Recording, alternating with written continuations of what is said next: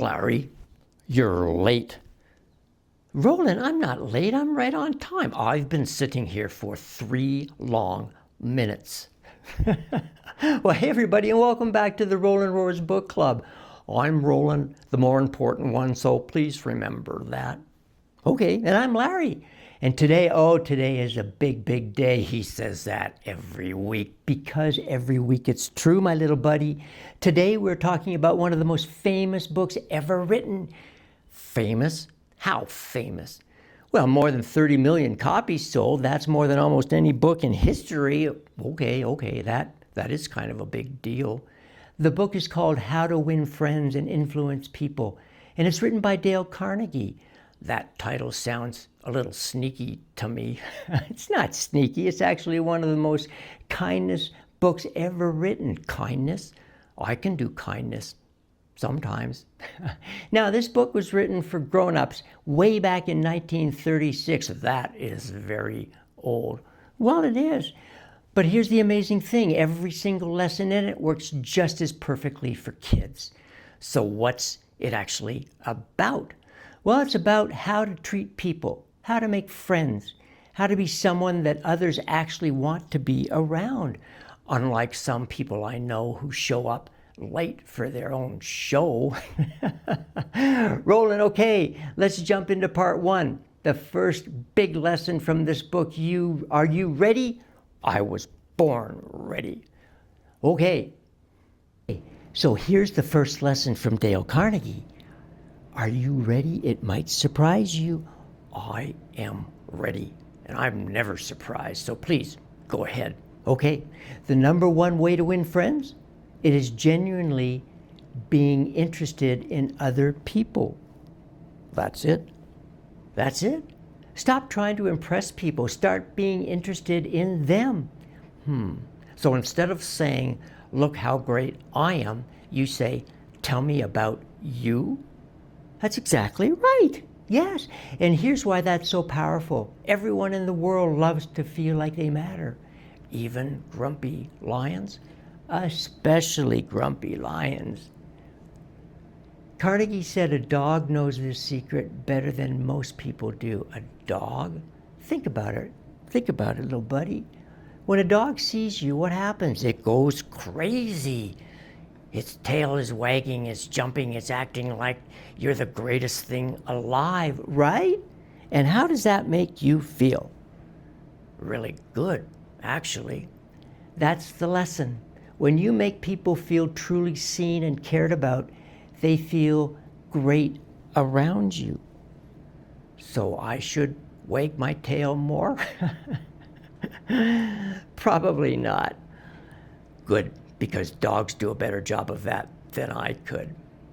So Cubs, here's your first challenge from this book. Today, ask a friend or a family member a question, and then really listen to their answer. Not just wait for your turn to talk, actually listen. That simple move, Carnegie said, that's one of the most powerful things you can do. Ready for 2? I'm ready for 2. Hit me. Lesson 2, remember people's names. Use them. Say someone's name when you talk to them. That seems too simple. Well, Carnegie said a person's name is the sweetest sound they will ever hear in any language. Okay, that actually is kind of beautiful because your name is you. It's your identity. When someone uses your name, it says, I see you. You're not just anyone. When you call me Roland, it feels different than when you say, hey, you. Exactly. So Cubs, here's your second challenge. Learn the name of someone you don't know very well and use it next time you see them. A new friend might be one name away. Roland, that was surprisingly poetic. I thought it so. So, use people's names wisely. All right, part 3. This is where Carnegie gets into something really important. Okay, I'm listening, Larry. Good. What do you do when someone does something wrong, when a friend messes up or a classmate bothers you? What do you do? Well, I tell them they're wrong. That's what most people do. But Carnegie says that almost never works. Why not? If they're wrong, they're wrong. Well, because when you tell someone they're wrong, they don't say, oh, thank you for pointing that out. They get defensive. They dig in. They want to prove you wrong. Well, that's extremely true. I do that. Well, we all do. So instead, Carnegie says, never tell someone they're wrong directly. Ask questions. Get curious. Let them figure it out. So instead of you're wrong, you say, what makes you think that? Exactly. You get it. You lead them to the answer instead of throwing it right at their face. That's actually a much better way. I hate being told I'm wrong. Well, we all do. And here's the flip side. What if you are wrong? That happens much less often than you would think, Larry. Carnegie says when you are wrong, quickly admit it and sincerely. Don't make excuses, just own it, because people respect that. More than almost anything else, saying I was wrong or I'm sorry takes courage, and people notice. Oh, I can do that sometimes when I'm wrong, which again is very infrequently. Now, here's the biggest lesson in this whole section. Carnegie's most famous principle. What is it? What is it, Larry? He says, don't criticize, don't condemn, or don't complain. All three start with the letter C. I see what he did there. Criticism, condemnation, complaining. Carnegie says they do almost no good. They make people feel bad, and they make you harder to be around. Wait, so when someone deserves criticism, what do? Well, you can still point something out, but how you do it matters enormously. There's a big difference between you're always messing things up and, hey, I noticed something, can I share it with you? Oh, that sounds like an attack, that first one, but the second one sounds like you actually care. Exactly, Cubs, exactly. When you feel the urge to criticize someone today, pause, take a breath, ask yourself, is what I'm about to say going to help them or just make them feel defensive? That is a question worth asking every single day. It really is. Okay, we're almost on our final part. This final part is my favorite, mine too, probably, but I haven't heard it yet. So I'm ready for the last part of this book. This has been really fun, Larry. I think it has been too, Roland. I love you. I love you too. Okay, the last lesson from Dale Carnegie's book is very, very simple. It's incredibly simple. Simple is good. Simple I can handle. It's this: make other people feel important and do it sincerely. That's it. That's it. That's it, my little buddy. But think about it.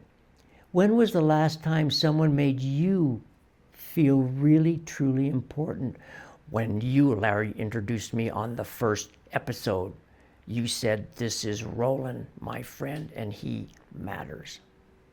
I remember that day so well, and I'm glad it made you feel good. I don't forget things like that, ever. Carnegie says one of the deepest desires in every human heart and every lion heart is a desire to feel important, to really matter. Everyone wants that, even people who act like they don't. Exactly. So here's the challenge. Look for ways, Cubs, to make the people around you feel important today. Your little brother who's trying to tie his shoes, cheer him up. Your friend who drew a picture, tell them that what you love about it. Or your mom and dad who made your lunch, say thank you. like you really mean it. Small words, big difference. Huge difference. And Cubs, here's what I love about this book. It was written almost 90 years ago, but every single lesson in it is just the golden rule in action. Treat others the way you want to be treated. That's it. Dale Carnegie just spent 300 pages proving that it works. So let's do a little bit of a recap right now. Are you ready, little buddy? I am ready. Okay, lesson 1. Be genuinely interested in other people. Ask questions. Listen, really listen. Lesson 2. Use people's names. A name is the sweetest sound a person can ever hear. Good. Lesson 3. Don't criticize, condemn, or complain. Choose your words wisely. Lesson 4. Admit when you're wrong, quickly and sincerely. It takes courage, and people respect it. And lesson 5. Make people feel important, because they are. Every single one of those is something you can do today, not someday, today. To every parent watching with your cub right now, thank you for being here. These lessons aren't just for the kids. The way you treat people at home, at work, at the grocery store, your little one is watching you every single moment. You are already teaching them how to win friends every day just by letting them watch you. That's actually really pretty beautiful, Larry. Well, thank you. Thanks, Roland. To every parent watching with your cub right now, thank you for being here. These lessons aren't just for the kids. The way you treat people at home, at work, at the grocery store, your little one is watching you every single moment. You are already teaching them how to win friends every day just by being you. That's actually really beautiful, Larry. Thank you, Roland.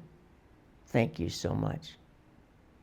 You know, we just so appreciate you being here, all of you. And we look forward to seeing you next week on the next Roland Roars Book Club, where we will be reviewing the book, The Giving Tree. The Giving Tree by Shel Silverstein. And parents, for more information, please go to rolandroars.com.